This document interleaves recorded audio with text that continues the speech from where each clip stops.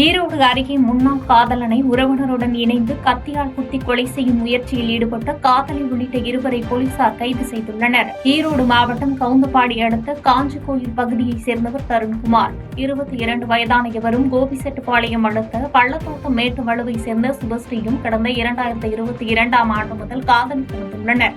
அப்போது சுபஸ்ரீ 18 வயதுக்கு குறைவாக இருந்ததால் அவரது பெற்றோர் அளித்த புகாரின் அடிப்படையில் தருண்குமாரை போக்சோ சட்டத்தின் கீழ் கைது செய்து சிறையில் அடைத்தனர்.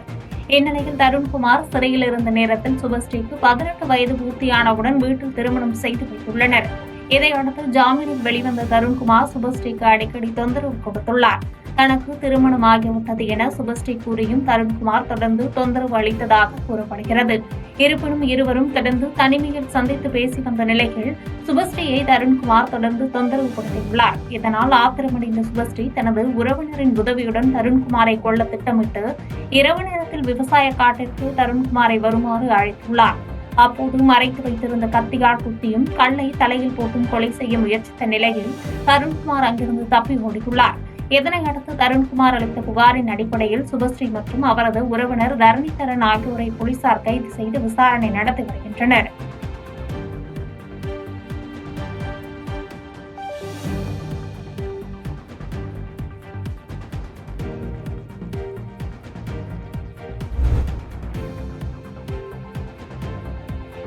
கோவை அருகே சிகிச்சைக்காக அனுமதிக்கப்பட்ட 4 மாத குழந்தை உயிரிழந்த நிலையில் மருத்துவமனை நிர்வாகம் மீது பெற்றோர் குற்றம் சாட்டியுள்ளனர். கோவை மாவட்டம் விளாங்குறிச்சி பகுதியைச் சேர்ந்த தம்பதியினர் மனோஜ்குமார், புவனேஸ்வரி. இவர்களின் 4 மாத குழந்தை பிறக்கும் போது ஆசன வாய்வு முழுமையடையாமல் பிறந்ததால் தனியார் மருத்துவமனையில் அறுவை சிகிச்சை மேற்கொண்டுள்ளனர். இந்நிலையில் மற்றொரு தனியார் மருத்துவமனையில் வேறொரு அறுவை சிகிச்சைக்காக குழந்தையை அனுமதித்துள்ளனர். ஆனால் அறுவை சிகிச்சைக்கு முன்பே குழந்தை உயிரிழந்தது. அறுவை சிகிச்சைக்கு முன்பு கொடுக்கப்படும் எனிமா மருந்தினை அளவுக்கு அதிகமாக செலுத்தியதால் குழந்தை உயிரிழந்ததாக கூறி மருத்துவமனையில் நிர்வாகத்தின் மீது பெற்றோர் குற்றம் சாட்டினர். மேலும் மருத்துவமனை நிர்வாகத்தின் மீது காவல்துறையில் புகாரும் அளித்தனர். இந்நிலையில் குழந்தையின் உடல் பிரேத பரிசோதனை செய்யப்பட்டதை அடுத்து போலீசார் தொடர்ந்து விசாரணை மேற்கொண்டு வருகின்றனர்.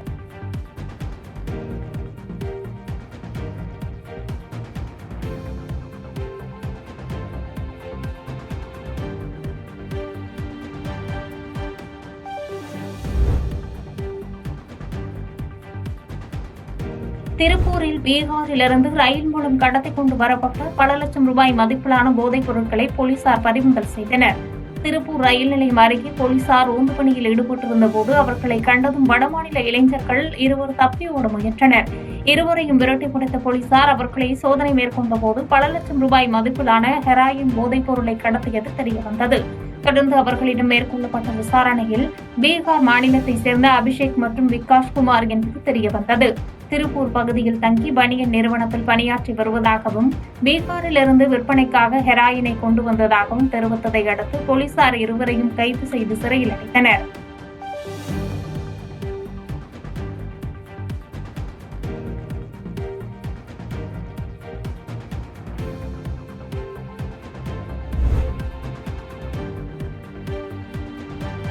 திருப்பூர் அருகே சிறுமியை கட்டாயப்படுத்தி திருமணம் செய்து கர்ப்பமாக்கிய இளைஞரை போலீசார் கைது செய்தனர். கரூர் மாவட்டத்தைச் சேர்ந்த 16 வயது சிறுமி தாய் தந்தை இருவரும் பிரிந்து சென்றதால் தனது பாட்டியுடன் வசித்து வருகிறார். இவருக்கு ஒரு சகோதரன் மற்றும் சகோதரி உள்ள நிலையில் இருவருக்கும் திருமணமாகியுள்ளது. சகோதரி திருமணமாகி திருப்பூர் மாவட்டம் காங்கேயத்திற்கு சென்ற நிலையில் அவருடன் அவரது தங்கையான 16 வயது சிறுமியும் சென்றுள்ளார். இந்நிலையில் தனது சகோதரியின் வீட்டிற்கு அருகில் உள்ள சிலம்பரசன் எனும் இளைஞரிடம் சிறுமிக்கு பழக்கம் ஏற்பட்ட நிலையில் நாளடைவில் அது காதலாக மாறியுள்ளது. இந்த விவகாரம் இரு குடும்பத்தினருக்கும் தெரிந்து கண்டித்த நிலையில் சிலம்பரசனும் 16 வயது சிறுமியும் வீட்டை விட்டு வெளியேறியுள்ளனர். இதனையடுத்து இருவரும் திருமணம் செய்து கொண்டு காங்கேயம் அடுத்த சிவசக்தி காலனியில் வீடு எடுத்து தங்கியுள்ளனர். இருவரும் சேர்ந்து வாழ்ந்து வந்த நிலையில் அவர்களுக்குள் ஏற்பட்ட பிரச்சினை காரணமாக இருவரும் பிரிந்து அவரவர் வீட்டிற்கு சென்றுள்ளனர். இந்த நிலையில் வயிறு மற்றும் தலைவலி காரணமாக சிறுமி மருத்துவமனைக்கு சென்ற நிலையில் அவர் கர்ப்பமாக இருப்பது தெரியவந்தது. இதனையடுத்து மருத்துவமனை நிர்வாகத்தினர் அளித்த புகாரின் அடிப்படையில் சிறுமியிடம் விசாரணை மேற்கொண்ட போலீசார் சிலம்பரசனை போக்சோ சட்டத்தின் கீழ் கைது செய்து சிறையில் அடைத்தனர்.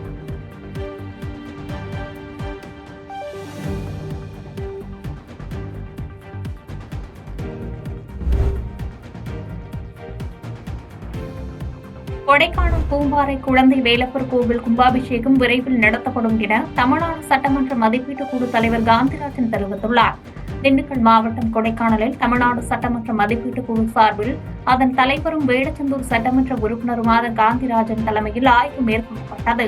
கொடைக்கானல் நகராட்சி பகுதியில் உள்ள வாரச்சந்தை, அரசு மருத்துவமனை, கொடைக்கானல் ஏரியில் நடைபெற்று வரும் வளர்ச்சிப் பணிகள், புதிய நீர்த்தேக்க பகுதி, கொடைக்கானல் மேல்மலை பகுதியில் உள்ள பூம்பாறை குழந்தை வேலப்பர் கோவில் உள்ளிட்ட பகுதிகளில் ஆய்வு மேற்கொள்ளப்பட்டது. இந்த ஆய்வில் குழுவில் உள்ள அனைத்து சட்டமன்ற உறுப்பினர்களும் கலந்து கொண்டனர். தொடர்ந்து கொடைக்கானல் நகராட்சி அலுவலகத்தில் நடைபெற்ற கலந்தாய்வு கூட்டத்தில் பேசிய காந்திராஜன், கொடைக்கானல் மேல்மலை பகுதியில் அமைந்துள்ள பழமையான பூம்பாறை குழந்தை வேலப்பர் கோயில் கும்பாபிஷேகம் விரைவில் நடத்துவதற்கான நடவடிக்கைகள் எடுக்கப்படும் என தெரிவித்தார். மேலும் சீசன் காலங்களில் கொடைக்கானலுக்கு வந்து செல்லும் சுற்றுலா பயணிகள் போக்குவரத்து நெரிசலில் சிக்காத வண்ணம் தகுந்த நடவடிக்கைகள் மேற்கொள்ளப்படும் எனவும் தெரிவித்தார். பூம்பாறை கோயில் முருகன் கோயில் கும்பாபிஷேகம் நடத்திருப்பதால் அதற்கான பணிகள் எல்லாம் துவங்கப்பட்டு விட்டதால் அது சம்பந்தமாக அந்த பூம்பாறை கோயிலுக்கு சென்றோம்.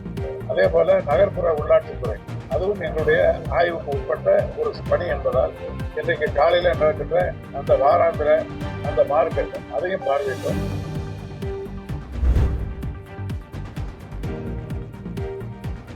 ஏரியூர் அருகே கூலி தொழிலாளி தூக்கிட்டு தற்கொலை செய்து கொண்ட சம்பவத்தில் மர்மம் இருப்பதாக உறவினர்கள் சாலை மறியல் போராட்டத்தில் ஈடுபட்டனர். தருமபுரி மாவட்டம் ஏரியூர் அருகே உள்ள நெருப்பூர் பகுதியைச் சேர்ந்தவர் முத்துசாமி என்பவரது மகன் கோவிந்தராஜ். இவருக்கும் அதே பகுதியைச் சேர்ந்த பொன்னுசாமிக்கும் நிலத்தகராறு இருந்து வந்த நிலையில் இது தொடர்பாக பொன்னுசாமி ஏரியூர் காவல் நிலையத்தில் புகார் அளித்ததாக கூறப்படுகிறது. அதனைத் தொடர்ந்து விசாரணைக்காக கோவிந்தராஜ் மற்றும் அவரது தந்தை முத்துசாமி ஆகிய இருவரையும் ஏரியூர் காவல் நிலையத்தில் காவல்துறையினர் விசாரித்துள்ளதாக கூறப்படுகிறது. இந்த நிலையில் விசாரணைக்கு காவல்துறையினர் 20,000 ரூபாய் பணம் கேட்டு தொந்தரவு கொடுத்ததாக கூறி கோவிந்தராஜ் தூக்கிட்டு தற்கொலை செய்து கொண்டுள்ளார். இந்த நிலையில் கோவிந்தராஜின் இறப்பில் மர்மம் இருப்பதாகவும் காவல்துறையினர் பணம் கேட்டு மிரட்டியதாகவும் கூறி உறவினர்கள் பென்னாகரம் அம்பேத்கர் சிலை அருகே திடீர் சாலை மறியலில் ஈடுபட்டனர். இதனால் சிறிது நேரம் போக்குவரத்து பாதிப்பு ஏற்பட்டது.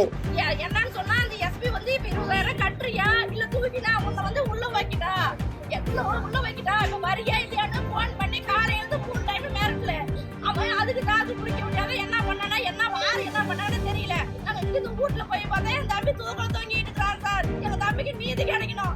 அது வந்து போனா போயிட்டு போதே எங்களுக்கு எதுவும் வேண்டாம்னு சொல்லி என் பையனை எதுவுமே பண்ணக்கூடாதுன்னு சொல்லி நாங்க சொன்னோங்க சார். இல்ல நாங்க போஸ்ட்மார்ட்டம் தூக்கிட்டு போகணும்னு வந்து 4 போலீஸ் ராவடி கட்டி வந்து தூக்கிட்டு வந்தாங்க சார். தூக்கிட்டு வந்து ஆனா வந்து இப்ப வந்து இங்க சார் பெண்ணாகரத்துல இது ஹாஸ்பிட்டல்ல போடுறாங்க சார். இதுக்கு யார் சார் ஏவத்துக்குலாம் யார் சார் காரணம்? இது என்ன இதுக்கு எப்படி சார் நீதி கிடைக்கணும் சார் எங்களுக்கு?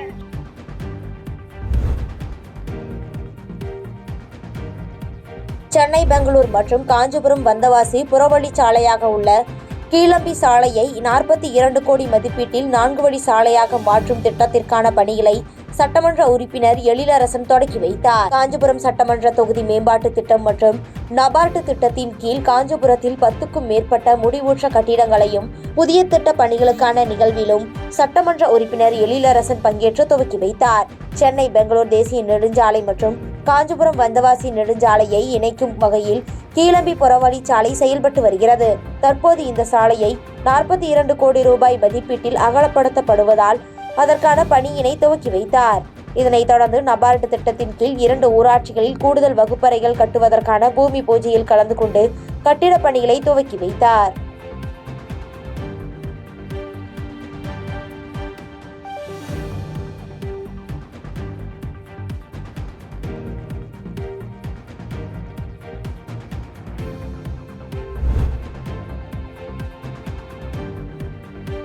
புதுச்சேரியில் இருந்து கடலூர் செல்லும் தனியார் பேருந்தில் நேற்று இரவு மதுபோதையில் 2 இளைஞர்கள் ஏறியுள்ளனர். சிறிது நேரம் கழித்து கூட்ட நெரிசல் அதிகமானதால் பேருந்தில் இருந்த மாணவிகளிடம் இவர்கள் இருவரும் அத்துமீறி சில்மிசத்தில் ஈடுபட்டனர். அப்போது அங்கு இருந்த பயணிகள் அவர்கள் இருவரையும் சரமாரியாக தாக்கி தர்ம அடி கொடுத்து போலீசாரிடம் ஒப்படைத்தனர். இதனைத் தொடர்ந்து இருவரையும் காவல் நிலையத்திற்கு அழைத்துச் சென்று விசாரணை மேற்கொண்டதில் இருவரும் சென்னை அயனாவரம் பகுதியைச் சேர்ந்த ராகவா சதீஷ் என தெரிய வந்தது. மேலும் இருவரும் அளவுக்கு அதிகமாக மது அருந்தியதால் என்ன செய்வது என தெரியாமல் நடந்து கொண்டதாக தெரிவித்துள்ளனர்.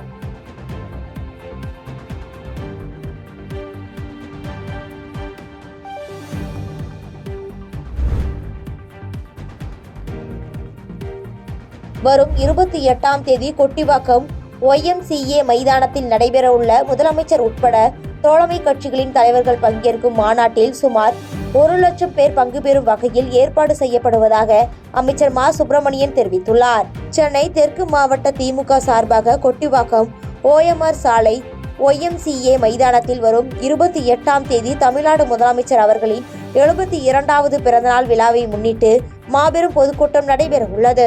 இதனையொட்டி இன்று YMCA மைதானத்தில் ராட்சத பலூன் விடும் நிகழ்வு நடைபெற்றது. இதில் அமைச்சர் மா சுப்பிரமணியன் பங்கேற்று தலைவர் 72 என்று பொறிக்கப்பட்ட ராட்சத பலூனை பறக்கவிட்டார். இதனைத் தொடர்ந்து செய்தியாளர்களிடம் பேட்டியளித்த அவர், முதலமைச்சரின் பிறந்தநாளையொட்டி வரும் 28ஆம் தேதி கொட்டிவாக்கம் YMCA மைதானத்தில் மாபெரும் மாநாடு நடைபெற உள்ளதாகவும் இதில் திமுக தோழமை அமைப்புகளைச் சேர்ந்த 20க்கும் மேற்பட்ட தலைவர்கள் கலந்து கொண்டு சிறப்புரையாற்ற உள்ளதாகவும் தெரிவித்தார். கொட்டிவாக்கம் YMCA மைதானத்தில் வருகிற 28ஆம் தேதி மாலை நடைபெறவிருக்கிறது. அந்த சிறப்பு மிகுந்த நிகழ்ச்சியில் திமுக கழகத்தின் தோழமை இயக்கங்கள் சற்றேறக்குறைய 20க்கும் மேற்பட்ட அமைப்புகளின் தலைவர்கள் பங்கேற்று வாழ்த்தி உரை நிகழ்த்தவிருக்கின்றனர்.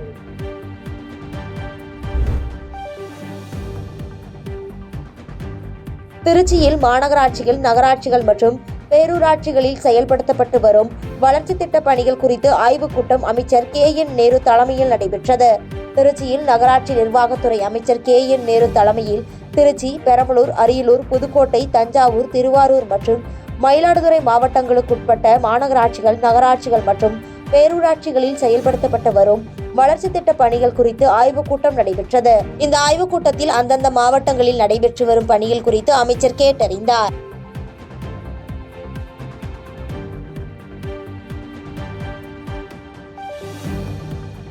பாதகம் செய்பவரை கண்டால் நாம் பயம் கொள்ளலாகாது பாப்பா.